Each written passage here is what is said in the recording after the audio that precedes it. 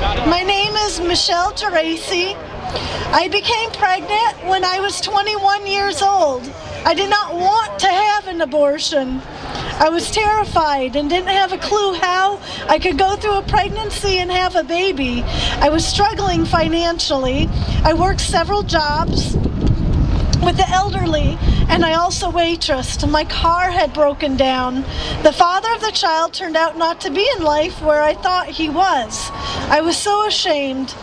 I only told my roommate, who told me this was just a bunch of cells, to stop crying and our condo was not going to be turned into a nursery. She told me to call Planned Parenthood. Not knowing anything else, I called. I called several times over the next several weeks. Every time I called, I hoped to get someone who could tell me somewhere to call to help me keep my baby. They would just tell me I was on my own. I asked if I could have a sonogram because I felt I was pregnant for longer than what they said by the information I gave them. They always said a sonogram was not possible and to just come in for my scheduled appointment. They'd always listen to my story, then reassure me that my pregnancy was just a bunch of cells, that this just wasn't my time, and I'd be back to normal life after this was all over. And to remember, honey, bring cash. I called an adoption agency. They didn't seem to be interested in helping me during my pregnancy or care how I felt about giving up my baby.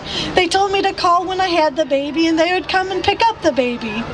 I saw a Hopeline ad on the side of a bus, but the ad looked at me like an ashamed girl with her back turned. Hopeline meant to be as much as Planned Parenthood.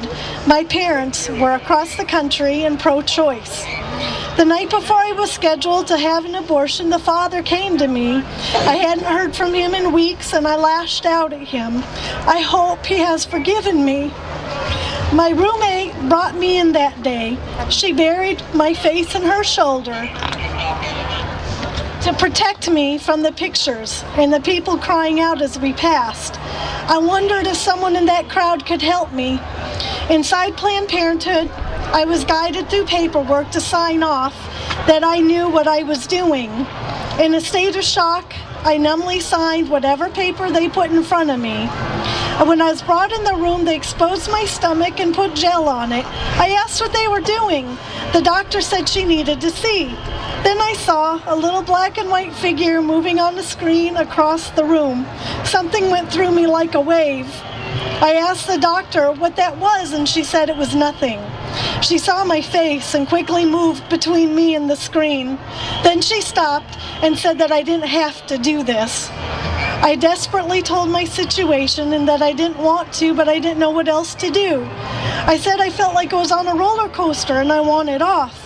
She looked at me, shrugged her shoulders, and said, fine. Next thing I knew, a mask was over my face, and I was trying to say that getting off the roller coaster didn't mean I wanted an abortion.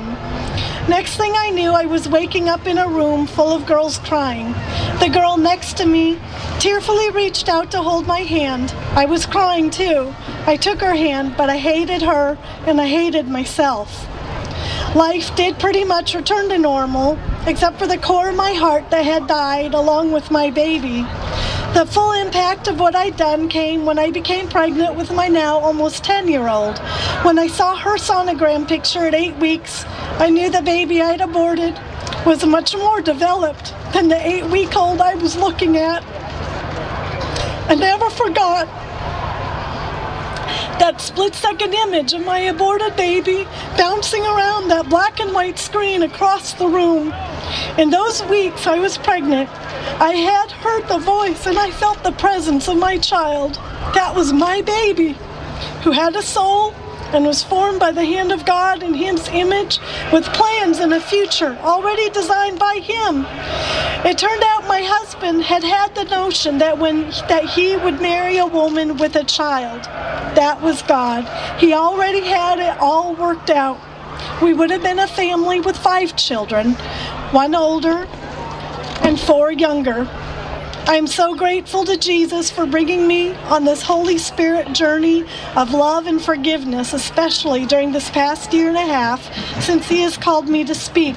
It is because of Him pouring His everlasting life into that part of my heart that had died that day that I am able to be silent no more.